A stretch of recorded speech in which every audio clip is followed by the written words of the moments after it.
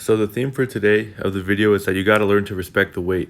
The one thing that I've appreciated the most about weightlifting and powerlifting and stuff like that is how everything has to be done a particular way, or else it doesn't produce the results that you want. And so the weight doesn't care about who you are, doesn't care your name, your background story, whatever's going on in your life. The weight is just heavy. Gravity weighs, and like the only way you're gonna get through your workout is by respecting the weight enough to put you respect it by putting your energy and force into it. If you don't respect the weight enough, it's gonna crush you. It's gonna make you fold. You're gonna injure yourself. The weight has no care or regard or respect to who you are. You have to show the weight who you are or what you are and what you want. So one of the things that I always struggled with in the past as far as consistency in the gym is not seeing results, and that came because I was not doing anything that like had any specific purpose.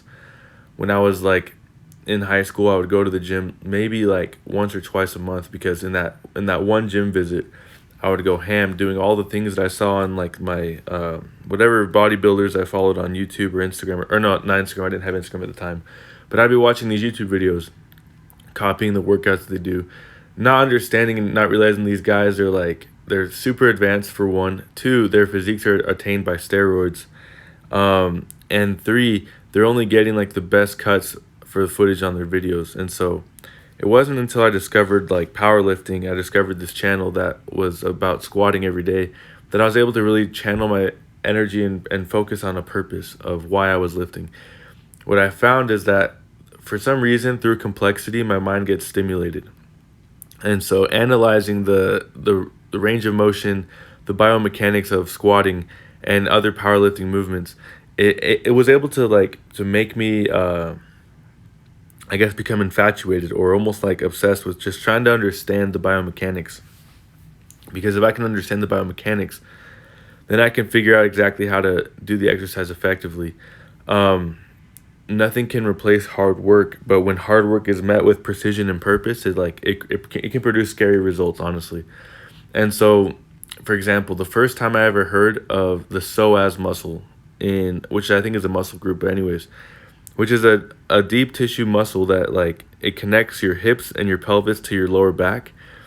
And without that muscle and without your I think they're called adductors, they're the inner thigh muscles. Without those muscles in your psoas muscle, you wouldn't have any hip flexion. You wouldn't be able to bend, or you wouldn't be able to squat or deadlift or anything. And so it became super important to me. I understand that like the muscles that everyone trains in the gym, the biceps, triceps, chest, back, lats, whatever, those are all like those are all the surface level muscles that are important for aesthetic, but they have to work together with the deeper tissue muscle in the like the fascia tissue as well, was something a concept I'd never even heard of before. The fascia being the connective tissue that holds everything together. When you don't train with that whole body purpose in mind, it's really interesting to see how results don't come exactly how you want them to. For I don't know if this makes sense. For example, like you look at most bodybuilders, some of their physiques are super cool, like to look at, like how they've developed individual muscle groups and stuff like that. But then when you look at their frame, their muscle doesn't fit their frame. It doesn't look natural. It doesn't look like that's just what their body did. It's just like it's as if they hacked their body's biology to produce an abnormal looking physique. And so when I'm in the gym, I focus on maxing out my body's natural potential. And what I found is that as I've been lifting and squatting, doing overhead presses, deadlifts, whatever, all that stuff has made my body's frame to actually look more natural, to be more filled out. My bone density, I think, has increased a little bit. The strength of the tendons and ligaments in my joints has strengthened. My nervous system has changed to be able to help my body to work through heavy loads of weight. I think what happens first and foremost is you have to have a mental change, and then that neurological transformation with the neurological pathways that form. And then after that, and by the way, 275 right now is probably like my max as far as like what I can do for multiple sets of one. It used to be like 295. That was like a month or two ago, and I've been inconsistent in the gym since. But I think I did 4 reps of one today. Anyways, I was just on a train going nowhere. But in my mind, I was thinking about how um, basically, like, the more consistent you are over time, that's when the results of your training become more permanent. And so I feel like when I tried doing bodybuilding before, I could see results. Like, maybe I was consistent for a week or two. I could start to feel like like a little bit of a change there, but the results never stayed. It wasn't until I tried powerlifting I realized that, like, your body naturally has a pre-designed mechanism, or a way of building muscle mass and retaining it, that is unlocked through strength training. That's what I realized. So hopefully that information, like, do with that idea what you want to do with it. I don't claim to understand the full concept. I just know that from doing powerlifting, that my physique has been totally transformed, but from the inside out. And so you can't really tell that that a huge difference just by looking at me on the surface. But that's because the change has been very slow over time, but it's been very thorough. So my inner core muscles, for example, and like we talked about, I think they're called spinal erectors, but like one of them being the psoas and muscle, like all those things, the smaller but denser and deeper tissue muscle groups, all of those have been strengthened. Those aren't visible from the surface, but they've impacted my performance overall, and my outward results have become totally different. Like, my legs, for example, like, I don't train calves. I don't isolate the calves as a muscle group, but my calves have become very developed and strong just by doing squatting. My hip and lower back muscles have become super developed through squatting. And now I'm working on my upper body strength by doing the presses. My rotator cuff muscles, whatever the rear delt muscles are, those have become strengthened by retracting my shoulder blades during this movement and holding the weight overhead.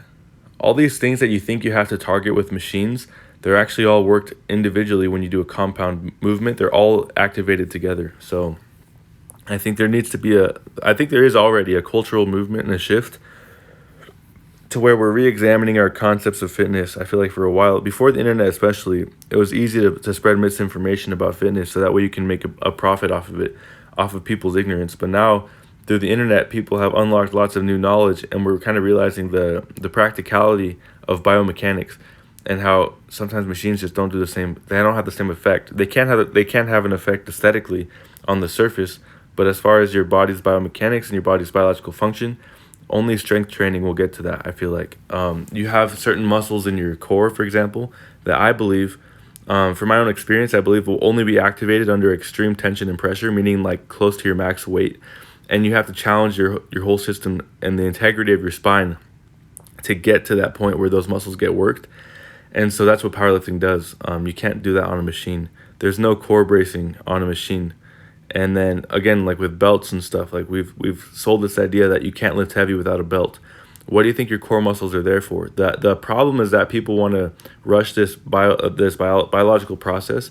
They want to take matters into their own hands and push their body past what it's capable of doing at the time. And so they use artificial means of replacing what their body can actually do naturally. So when it comes to belts, I will never, I mean, I say never, maybe I don't know, but I will never wear a belt in the gym.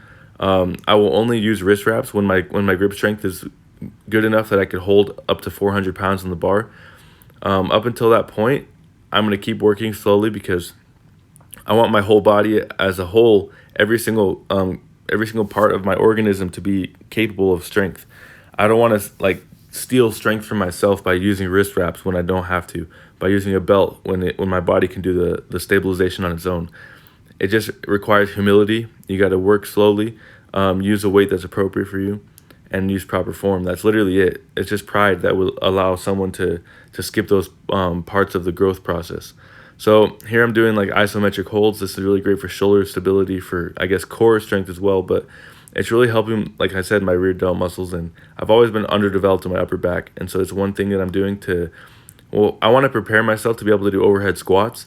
I feel like this is logically is a sound way of practicing, is by holding weight overhead, and then in time, when I get more comfortable holding that weight, I'll start doing overhead squats, which I think are a great movement for overall strength. But anyways, that's all I had to say for today. I appreciate everyone who listens to these videos. Again, keep following, keep commenting if you have thoughts you want to share. And I think over time I'll get better at this. I'm trying to think of ways I can improve. I think one of the things I've improved recently is changing up the camera angle. I think that's been super important, because I don't want you guys to be like visually bored of what you're watching. Even if the message sounds like, I understand my message has substance, but the delivery can be monotone. This is just how real life is. When people tell you information, they're not always doing the fake YouTube style where they're just like elevated tone, animations on the screen. You know, like when I'm talking to you in real life, this is how I talk, and people have genuine interactions with me, and they appreciate the knowledge and insights that I give. But I feel like on YouTube, on Instagram, or whatever, people expect it to be different. No, this is how it is in life. People talk, they share information, you listen, you get what you need to learn from someone, and you apply it to your own life. If someone really wants to know these things, if someone really is motivated to find out the truth or to find out ways to get better, it doesn't matter what the source is. If the source is someone who speaks in a monotone tone, then that's just how it has to be. People will learn how they learn. That's what Kobe Bryant said one time in an interview. He said, when you want to become the best at something, life itself becomes your teacher. You can learn from everything. So that's all I had to say. I want you guys to have a great day. I'm going to stop talking. I hope you see yourself having success in the near future, like I see myself.